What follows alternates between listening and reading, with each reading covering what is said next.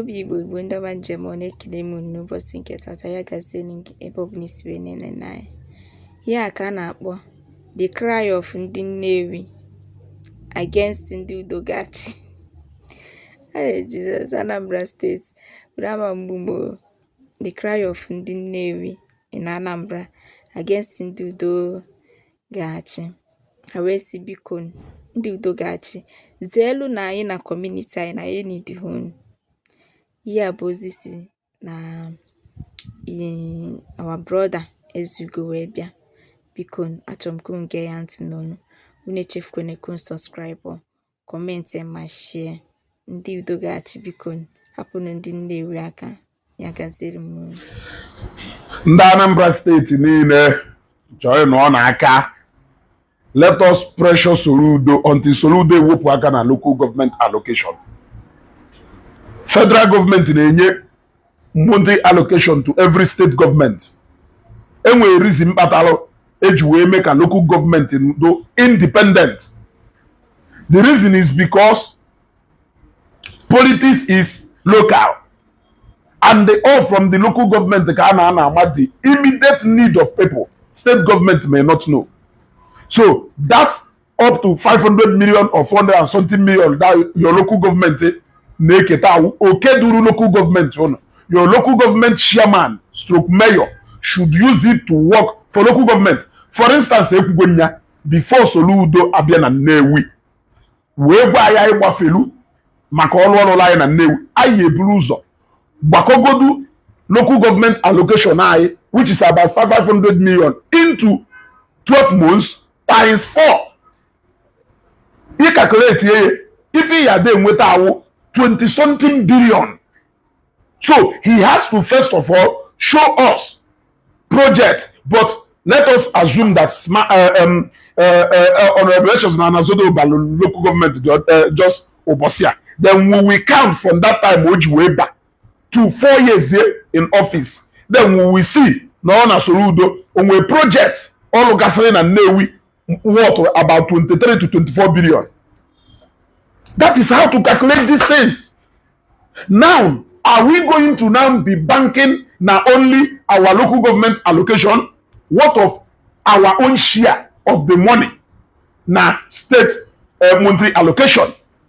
This should be the same case for the rest of the 21 local government in Anambra State. So, if our daylight robbery call, yes,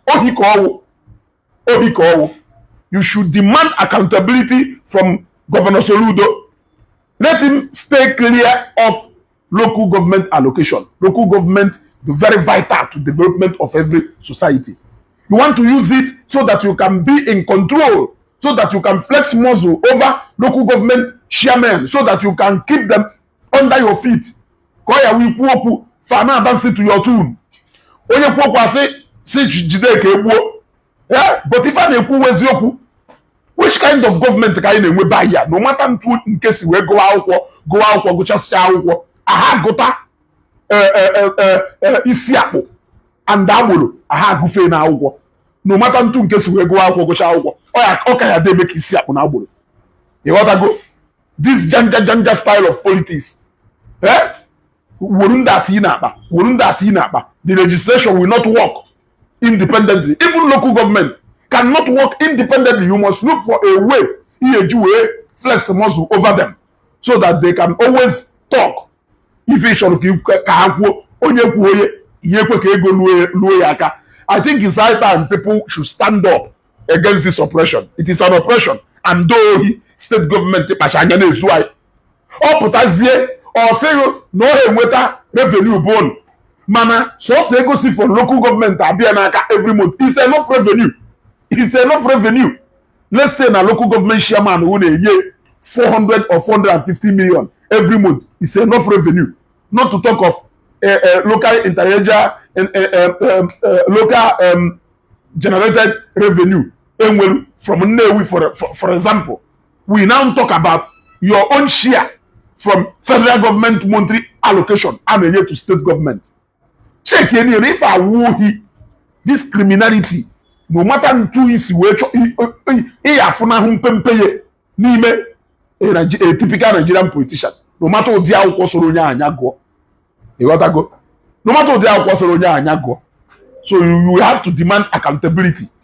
ịghọtago, ekwugo m for example na Nnewi be anyị ịpụta iru ilo nwa afọ si from St. Mary's to Bank Road to Ibeto Bank, ime expect ka anyị kụwara gị aka na ịlụrụ ilo ma amụghọ na 500 kilometers, ị bịakwa wọdụ nke ọ bụ na eze bus stop to White House, ilo eruo 500 kilometers, anyị akụwara gị aka. Ego one ka ọwụ, ego one ka ọwụ.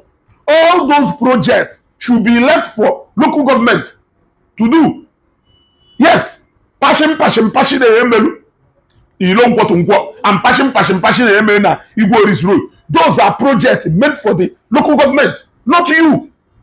If you want to do major work na Nnewi, come, we know the roads, we will show you.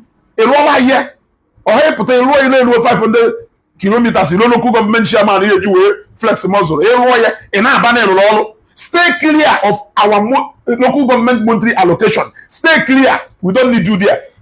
Yes, unless na at the end of 4 years honorable elections na Soludo ya na ebe a na ya calculate project irugo na Nnewi, ọ na-abịa to at least ebe 40 billion. Anyị ewesi oke mewepụ 20 something billion of a guy, okay, ni art zili. Go to for project ịlụrụ na Nnewi at the end of 4 years should be totaling to almost 50 billion. Anyị ewesi oke na-ewepụ 20 something ego local government anyị bara aka, or close to 20 ego local government anyị bara aka. Anyị asị oke na internally generated revenue anyị nweta from Nnewi na some percentage of it bara na ya, anyị wee weruzie percentage of it yesizi na federal government allocation wee gbachie, anyị wee manụ balance at the end of 4 years project ịlụ na Nnewi do below our monthly our 4 years local government allocation anyị na-ewolu. If I wo here anya ọcha, and everybody in Anambra State should say no. Join Isienyi campaign. Let us say no to this ohi anya ọcha. Anụrụ m ebe Tinubu kwuru, go and hold your state governor accountable for your local government allocation. You got to go. So hold your local your and the honorable elections on Soludo and the other mayors very soon. We will march to your office. You will tell us why you will have to take our own money back to Yaka. Will be another person. It is you who is going to account for that money. Very soon, that is what we are going to start doing. Ego ba Yaka, jide that money. It is our money.